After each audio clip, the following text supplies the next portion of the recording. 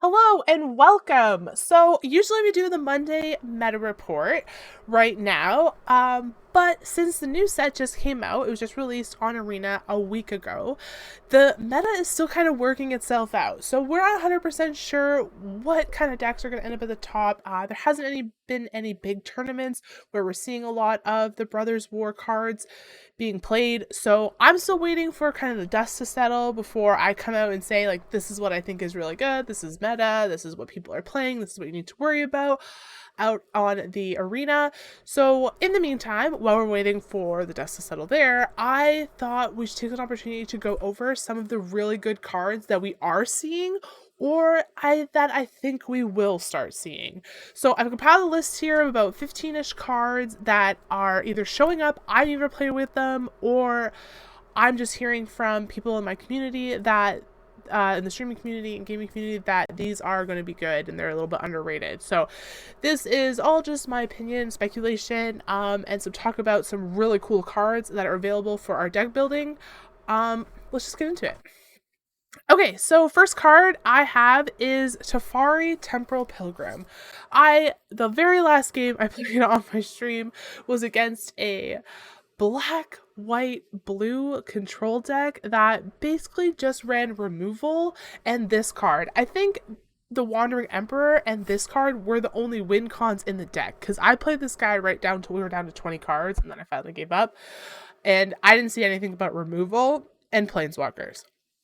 Okay, so let's talk about this. So Teferi Temporal Pilgrim, whenever you draw a card, you put a loyalty counter on Teferi. So he comes in with 4. But drawing cards in control decks is really easy. So you can bump this guy up easy peasy. So for 0 loyalty counters, you draw a card, but it's not actually 0 because his loyalty counter will go up when you draw the card. So you get 1 loyalty card for drawing the card, even though it says 0. For -2, you can create a 2/2 blue spirit creature with vigilance, and whenever you draw a card, you can put a 1/1 counter on that creature. So the synergy here is excellent. You can put these 2/2 creatures down, and then all the draw that you're running in your deck will buff that creature up and make it extremely potent. And then -12, which seems like quite a lot, but since it's so easy to draw in decks that are running blue, it's actually not that much. Target opponent chooses a permanent they control and returns it to their owner's hand. Then they shuffle each non-land permanent they control into its owner's library. So this is like a massive board wipe where they only get to keep one thing and it goes into their hand. So if you run counters or anything, you can just get rid of it as well. So this card for control decks is just insane. The draw power, it actually creates creatures that get buffed pretty quickly. So that is a serious win con you have to worry about when you're playing against this deck. And then if they're not able to get creatures going, they can just wipe your board and then they can get creatures going. So fantastic card. Will definitely win games for us for sure. For anybody playing with it. Okay, next is Gwen, Eyes of Gaya. I really like this card. I love green. Green is definitely my favorite color in all of Magic. I like to run green aggro decks. Those are my favorite. I haven't really been able to make them work in the current meta, but I'm still working on it. Anyways, this card is definitely going to be fantastic for anybody trying to do those things. I also think she's going to show up in Commander because she's that good. Alright, so Gwen, Eyes of Gaya. She has a 3-cost 2/3. She's a legendary elf druid scout. And if you tap her, you can add 2 mana in any combination. And you can spend this mana only to cast creatures or activate abilities of creatures. So you can't use this for any instant sorceries, planeswalkers, something like that. It has to be creatures. But in creature decks, that would be fantastic. But wait, there's more. When you cast a creature spell with power 5 or greater, put a 1/1 counter on her and untap it. So if you're using this to cast huge creatures, you can continually get 2 mana back every time you cast a big creature and also put a counter on her. So she grows and becomes a big aggressive creature herself. So fantastic card. I am really excited to see if anybody can come up with green aggro decks that can utilize that mana ramp power that she has. Okay, next, Legions to Ashes. So I haven't actually seen this in play, but I just think it's really good. So for 3 mana, it's a sorcery. Exile non-land permanent and opponent controls, and all tokens that player controls with the same name. So this is really good with all of the token building. Like we even looked at Teferi, where they are potentially building those 2/2 bird spirit tokens. So this card can get rid of all of them. If they have a bunch of them up with all tokens, you slam those down, they're all gone. So stuff like that, this could be very useful in certain situations. I'm curious to see if this shows up. Okay, next, Malicious Malfunction. This is a sorcery for 3 mana. All creatures get -2/2 until end of turn. If a creature would die this way, exile it instead. Exiling in the current meta is fantastic because there are a ton of different decks that interact with graveyards for different reasons. So if you can actually exile things off the board, as long as your deck isn't one of the decks that's interacting with the graveyard, that is fantastic. This gets rid of all little weenies. So this is going to be really good against the white-red decks or the red decks, or honestly, even this could get rid of some token decks that are out there as well. And something to note about -2/2 is that works through indestructible. So there are some cards out there that have mechanics that give them indestructible, or there are instances that can give creatures indestructible, and it doesn't matter. If the creature gets -2/2, even if they have indestructible, they're still dead. The way that indestructible reads, it says if damage would take you below 0, like instead it doesn't and you don't die. But if your life ever goes below 0, this is like written into magic law, the creature is dead. So if you're sitting at 0 and you -2/2, you went below 0, it's gone. Indestructible doesn't save it. So interesting to know. I think this is a really cool board wipe for any weenie, against any weenie decks. Okay, next, Go for the Throat. So I saw this card a lot. I would say it's probably the first card I saw from Brothers War, and I saw it a ton. So it's 2 mana, it's instant, destroy target non-artifact creature. When I first saw this drafting, I thought, well, everything's artifacts. Like, how could this be good? Well, in the draft, it's not good. But in standard play, it's good because there are some artifacts people run, but the majority of what's being played isn't necessarily an artifact. So there are a ton of creatures out there that you can kill with this. And it's the same cost as the Infernal Grasp, but doesn't cost you 2 life. So I think it probably works best to run this with Infernal Grasp and then make sure you still have an answer for an artifact creature that could be a problem. We're going to talk about some artifact creatures that could definitely be a problem that this will not work against. But otherwise, I think it's a great removal card. Okay, Misery Shadow. I started playing with this card. It is such an aggressive, cool card. So 2 mana, 2/2. If a creature an opponent controls would die, exile it instead.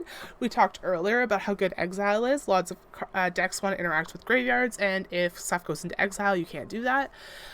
But even better than all of that, for 1 mana, you can give it 1/1 until end of turn. And it's 1 colorless, so this is not specific to being in a mono black deck or anything. You can run this in black and a black deck that runs multicolor, and you can easily pump this no problem. So why I think this is so good and such an aggressive card is if you play this on turn 2, on your turn 3, if you can put your mana down on turn 3, you can pump this up to a 5/5. So on turn 3, you're a black deck that is attacking with a 5/5 creature.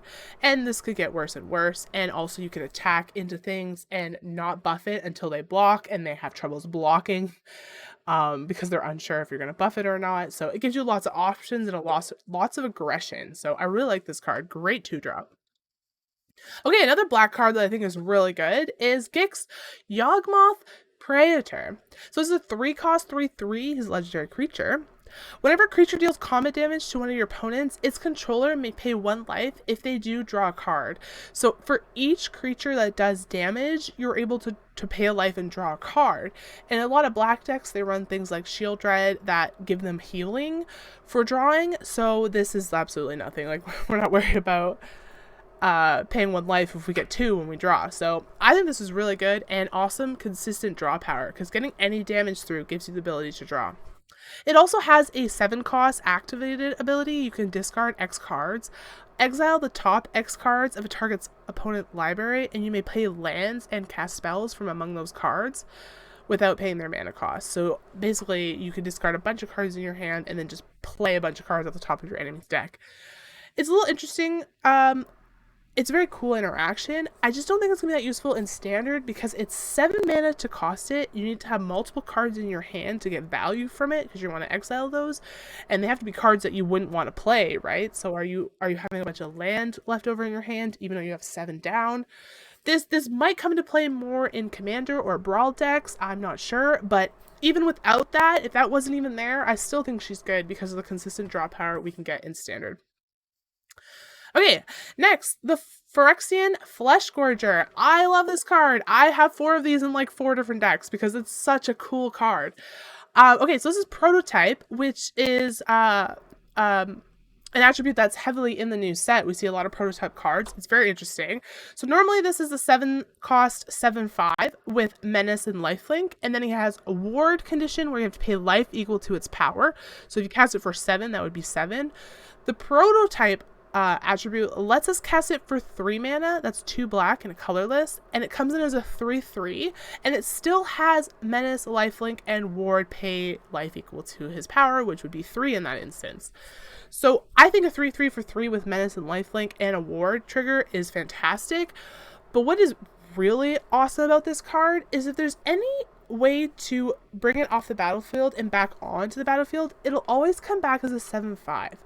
So for instance, if a Brutal Cathar, which is a white creature that allows you to exile a target creature and it stays there as long as that creature's on the battlefield, well, if you can kill that creature and get your Phyrexian Flesh Gorger back, it'll enter the battlefield as a 7/5. It never enters as the Prototype part. So you could play it for 3 mana, it could get exiled, you could bring it back, and it'll come back as a 7/5. Also, there are triggers. There's a 1-cost ability, it's something Malice, black card that lets you remove, if a creature would die, it then enters the battlefield again with a 1/1 counter. Well, if you have this as a 3/3, you give it that ability. When it dies, it re-enters as, in that case, an 8/6 because it comes in with a counter. So whenever it re-enters the battlefield, it always comes in at the full cost, and you obviously don't have to pay that cost. So really interesting. If you have ways to bounce this back into the battlefield, you get a 7/5, which is crazy, with Lifelink and Menace and a Ward. So really cool card. I absolutely love it. Okay, next we have Steel Seraph. So this is a 6-cost 5/4. So this is another Prototype. This works the same way. So this is an artifact creature that's an angel. I haven't seen this in play, but I think, and we were talking in chat, in my Twitch chat actually, we think this is a very underrated card, and it will definitely show up in some capacity because it is really strong. So for 6 mana, it's a 5/4 flying. At the beginning of combat, on your turn, target creature you control gains your choice of flying, vigilance, or lifelink until end of turn. But you can cast it for 3 mana with 2 white, which works well because the angel decks are often heavy white decks. Like Mardu Angels runs a ton of white creatures. So you can cast it for 3 and it becomes a 3/3 with flying and still gives flying, vigilance, or lifelink to another creature at the beginning of combat. So I can definitely see some people getting really good use out of that. And since it is type angel, it works with the Giadra, I think it's called, which she taps mana and can cast anything that is an angel. So the Seraphs, Steel Seraph will work for that, which is interesting. Okay, next we have Siege Veteran. So I've definitely seen this, and every time it's come onto the battlefield, I've immediately removed it because there was once or twice where I didn't, and it got completely out of control. Okay, so for 3 mana, it's a 2/2. At the beginning of combat on your turn, put a 1/1 counter on target creature you control. Whenever another non-token soldier you control dies, create a 1/1 soldier artifact creature token.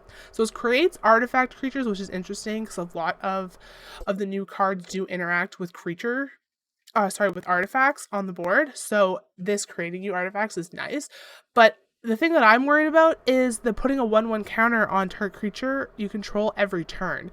And this is not a legendary creature, so they can have multiple of these out, putting 1/1 counters all over the place, and then when anything dies, it just becomes a 1/1, and you just start buffing it again. It drives me nuts when these things get going. So definitely a really good card, especially in the aggressive white and red decks. I think this works really well. There's a lot of even white-blue soldier decks that seem to be showing up here and there, and this is also a soldier, so he works fantastic in there. So definitely a strong card. Alright, next we have Mishra, Tamer of the MacFawa. So he is a legendary creature. He's a 4/4/4/5. He gives all permanents you control ward, and sacrifice a permanent is the ward trigger. So this is all permanents, including lands, enchantments, planeswalkers, tokens, everything. And in order for them to target any of these things, they need to sacrifice a permanent of their own. So they can sacrifice a land or a creature, whatever they may have. But if you have this down and you put some real big threats out, this becomes a super problem for your opponent because they have to lose something and cast something, like 2-for-1, to get rid of something off your board. Also, it has each artifact card in your graveyard has Unearth for 3 mana, and Unearth gives you the ability to cast it again. It gains haste and is sacrificed at the end of turn. When it's sacrificed, it goes into exile. But basically, you're able to replay all of your artifacts for one more turn, one more victory lap with that Unearth ability. So that could also come in handy. Very good card. 5 cost, 4/4. Okay, so since we're talking about Mishra, I gotta talk about the Mishra Meld. So this is probably the easiest meld composition that I have seen out in the wild and have heard people talk about. So meld, basically, if you have 2 different cards that work together, you can exile them both and create a meld, like another creature or planeswalker, whatever the meld is. We'll see those all in a second here. Let's take a look at this card. So whenever you attack, each opponent loses X life and you gain X life, where X is the number of attacking creatures. So that's fantastic, especially in aggressive decks. This is a 3/5 too, so with 5 toughness, it's not too afraid to attack into stuff. If Mishra, claimed by Gix, and a creature named Phyrexian Dragon Engine are attacking, and you both own and control them, exile them and meld them into Mishra's Lost to Phyrexia. It enters the battlefield tapped and attacking.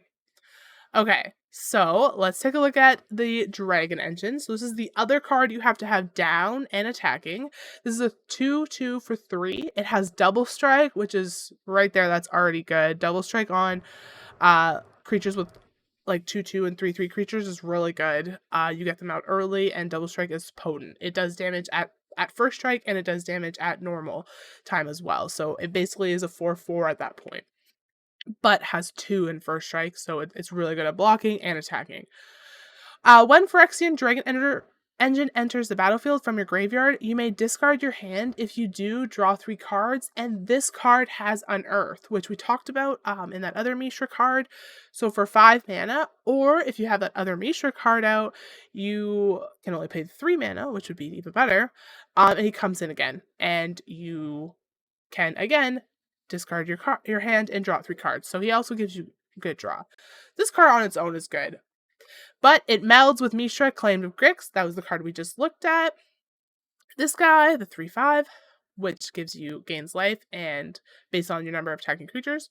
Okay, so with these 2 cards together, you can meld them into Mishra Lost to Phyrexia. Remember, this card comes in attacking when you do the meld. So this is a 9/9 that you can just show up if you have those other 2 cards. So whenever he enters the battlefield or attacks, and you're doing both in the situation where you meld him in, but I think that's why they have an or statement, so this only triggers once. You get to choose 3 of these options. So you can have target opponent discard 2 cards. You can have this creature deal 3 damage to any target. You can have her destroy target artifact or planeswalker. You can have creatures you control gain menace and trample until end of turn. And so if you have a huge attack there, when you start your attack, you will get to gain life based on number of attacking creatures with the original Mishra card. And then when you meld this in, you can give the ball menace and trample. So like it works, it synergizes really well with how you want to play with those other 2 cards. Creatures you don't control get -1/-1 is another option, and then you can also create 2 Power Stone tokens. So you get to choose 3 of these 6 options, which is crazy. Like you could do 3 damage to something and then give everything menace, and they probably have no way to block it. Plus, it itself is a 9/9, and giving it menace and trample, like it's just this is a game over card. Like it's a fantastic card if you can get the meld going on it. So very cool.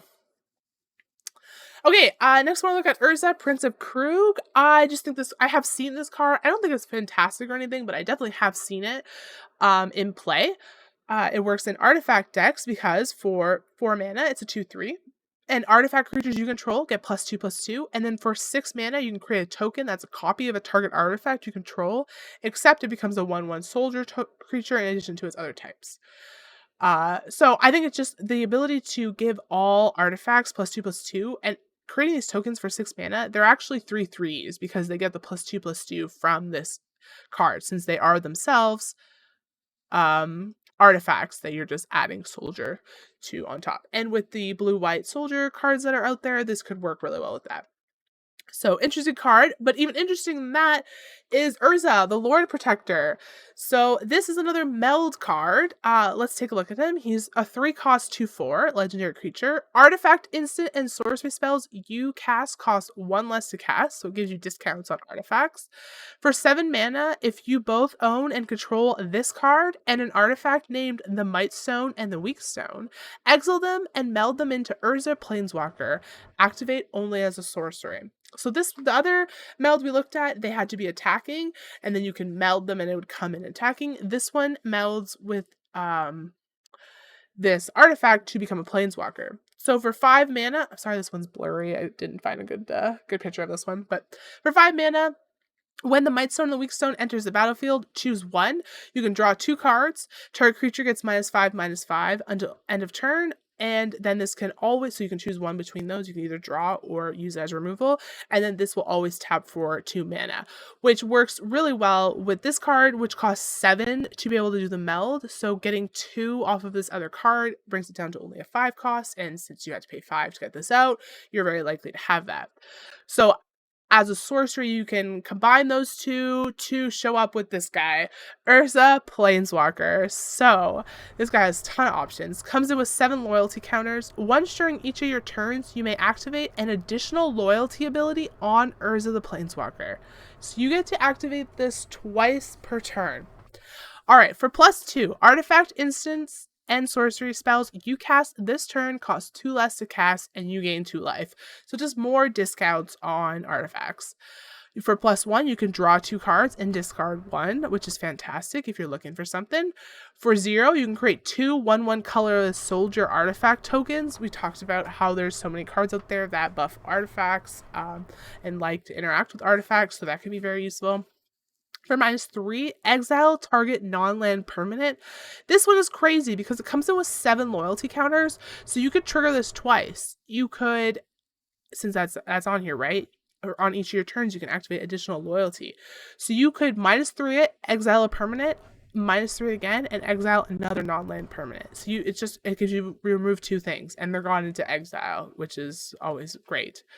And then for -10, which is not too hard to hit since it starts at 7, artifacts and planeswalkers you control gain indestructible until end of turn, and you destroy all non-land permanents. So this is a huge board wipe where only your artifacts and him, the planeswalkers, get to stay alive. So also really crazy and annoying. I'm actually surprised. I was playing a white-blue control deck just prior to starting this video, and it had all the planeswalkers in the book, but I didn't actually see this one, so they didn't have the meld in there, but I think it would work very well because all of these options are crazy good for a control deck.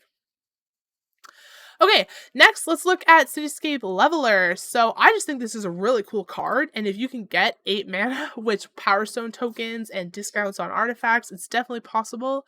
So this is the Cityscape Leveler. He's 8 cost. He's an 8/8 trample. When you cast the spell, and whenever Cityscape Leveler attacks, destroy up to 1 target non-land permanent. Its controller creates a tapped Power Stone token.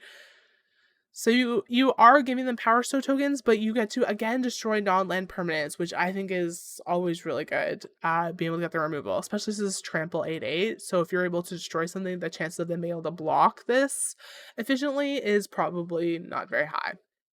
And it has an unearth, which means even if they kill it, you can pull it from the graveyard and do 1 more victory lap with him.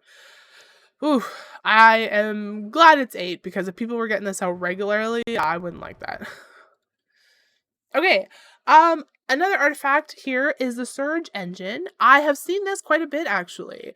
I was a little bit surprised by it. I don't think it's fantastic, but it definitely has a place. So for 2 mana, it's a 3/2. It has Defender. Being a 3/2 with Defender isn't the best. because 2 isn't that great of a number. Like, you can die to a lot of things, but what makes up for it is these activate abilities. So for 1 blue mana, it loses the defender and gains this creature can't be blocked. So you're hitting them for 3 damage that they cannot stop. For 3 mana here, it says Surge Engine becomes a blue and has base power and toughness 5/4. Activate only if it doesn't have defender. So this says 3 cost, but it's actually a 4 cost because you're going to have to trigger the first one and then the second one to be able to make it a 5/4. But still, fantastic. 5/4 that can't be blocked if you have 4 mana to spare. That's pretty good. And then for 6, it says draw 3 cards. Activate only if Surge Engine is blue and only once. Okay, so it only becomes blue when you do the 3 cost, which is actually the 4 cost. So this is 6 plus 4. In order to be able to draw 3 cards, it's 10 mana, which is crazy lots. But if you're holding all your cards and at the end of their turn you have 10 mana unused, you could tap this to draw 3 cards.